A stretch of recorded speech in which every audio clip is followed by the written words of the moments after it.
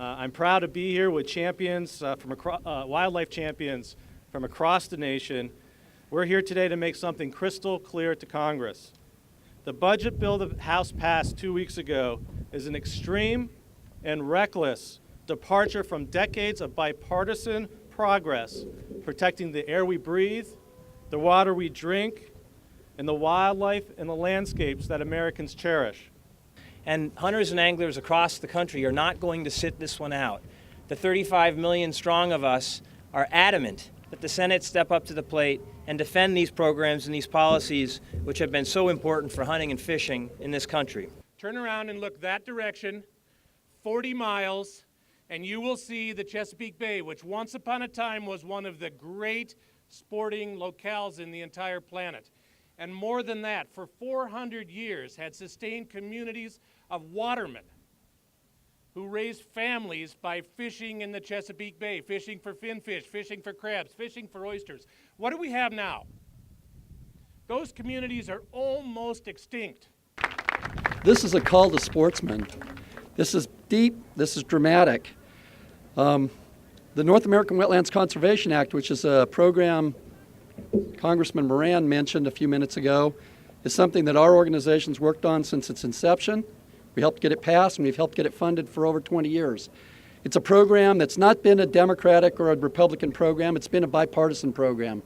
It was enacted by a Republican president. It provides incredible value for the investment of precious federal dollars.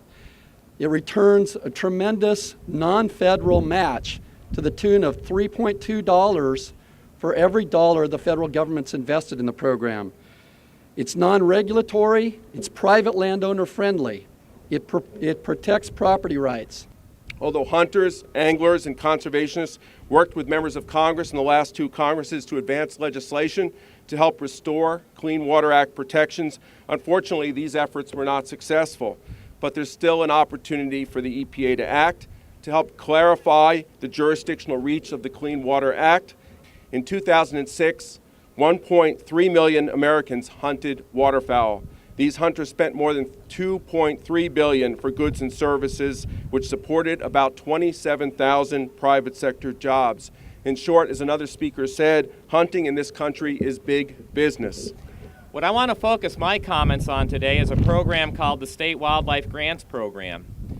It's zeroed out in the continuing resolution, but it's the government's core program and primary investment to keep common species common, to keep species off the endangered species list, to promote science-based management, and to enable the states through their state wildlife action plans to take care of their trust obligations.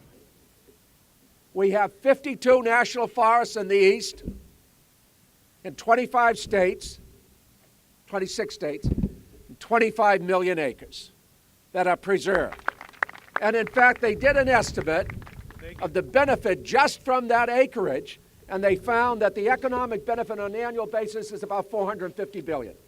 This is a new generation. We climbed on the shoulders of people like Congressman Weeks and those who got the national forest established on the East Coast, on the shoulders of Gifford Pinchot, on the shoulders of Teddy Roosevelt.